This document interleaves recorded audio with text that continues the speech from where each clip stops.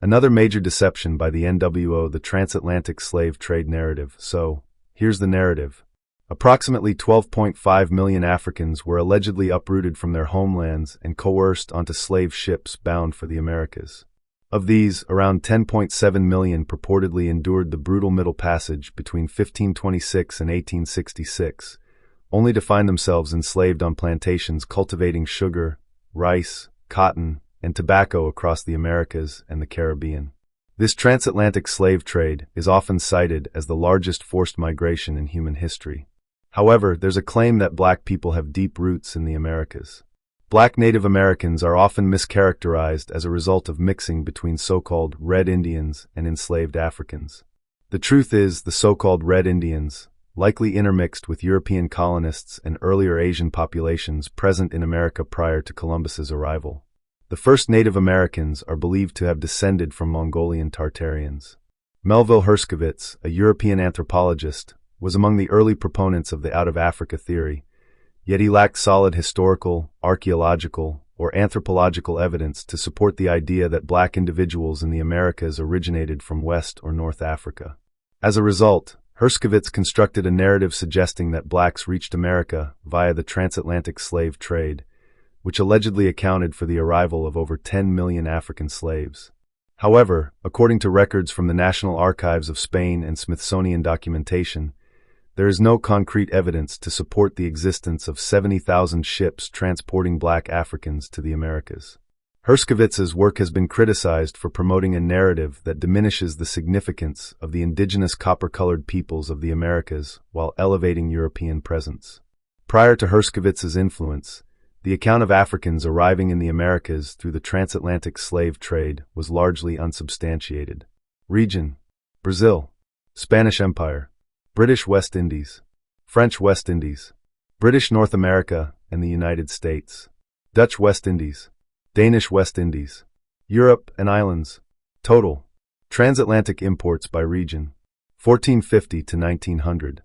Documented number of slaves: per million, 2,500,000, 2 million, 1,600,000, 500,000, 500,000, 28,000, 200,000, 11,328,000.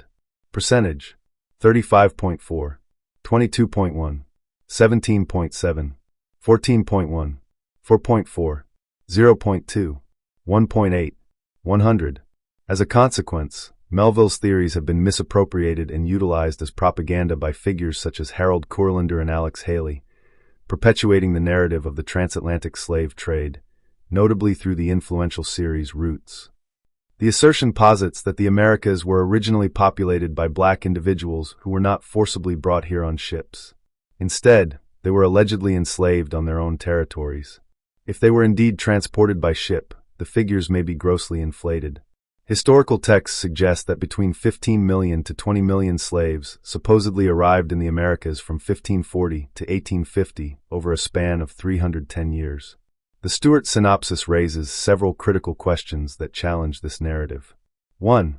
Is it reasonable to claim that an average of 60,000 slaves were transported annually to the Americas over 300 years, or is the entire story an exaggeration? 2. The largest ships were said to carry 400 slaves, but not all vessels were that size. 3. A passage took approximately 3 to 4 months, suggesting that around 200 ships would be required yearly to transport 300 individuals. If one ship could make 3 voyages a year, records indicate that there were only 1,100 to 1,400 voyages during that 300-year span. 4. If each ship carried 400 people, the estimated total would be around 560,000 Africans transported, which still does not corroborate the inflated figures. Additionally, it is noteworthy that over 83% of African descendants in America have Native American ancestry. Did Native American tribes assist escaping slaves, or were these individuals already integrated into Native American nations? The Royal Adventurer, with its 15 ships, reportedly transported between 90,000 and 100,000 slaves in its 20-year span. This number starkly contrasts with the alleged 15 million to 20 million individuals supposedly brought across the ocean, suggesting a significant discrepancy. Could it be that the birth rates of black and brown individuals were more accelerated than those of white individuals? The Stewart synopsis identifies various black native tribes, including the Washita of Louisiana, the Yamasee of the Southeast, the Iroquois, the Cherokee, the Blackfoot, the Pequot and Mohegans, the Black Californians, the Olmecs of Mexico, and the Darionite of Panama, among others. The narrative continues. Over the span of 300 years, Brazil reportedly imported around 4 million slaves, primarily from the former Portuguese colony of Angola, located on the Atlantic coast of southern Africa. On July 9th, the United Nations Educational, Scientific and Cultural Organization, UNESCO, designated Valongo Wharf as a World Heritage Site, acknowledging its dark history as South America's leading slave port. Here, it is said that as many as 900,000 enslaved Africans were held before being sold in Brazil, with many who perished during the journey or shortly thereafter buried in mass graves nearby. Mexico also claims to have imported 186,766 Africans during the Spanish slave trade over 300 years. However, the demographic composition of modern Mexicans raises questions about the validity of these figures, as it seems implausible that such a small number of black Africans could account for the diverse population of over 100 million mestizos. The narrative suggests that the American Negro, Indian, Black Moor, or Mongolian Tartarian represents the oldest human lineage on Earth, with the most ancient chromosome discovered in South Carolina, unrelated to African lineages. This perspective also posits that the Americas hold more evidence of early civilizations than any other region, including the Nile Valley. The story of the Old World is inverted, claiming that black individuals are the indigenous peoples of the Americas. The concept of who constitutes a redskin is scrutinized.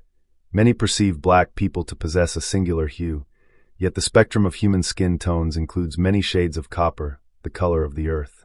Historical records indicate that terms like nigger and Indian were once synonymous, and the label colored is simply a shorthand for copper-colored.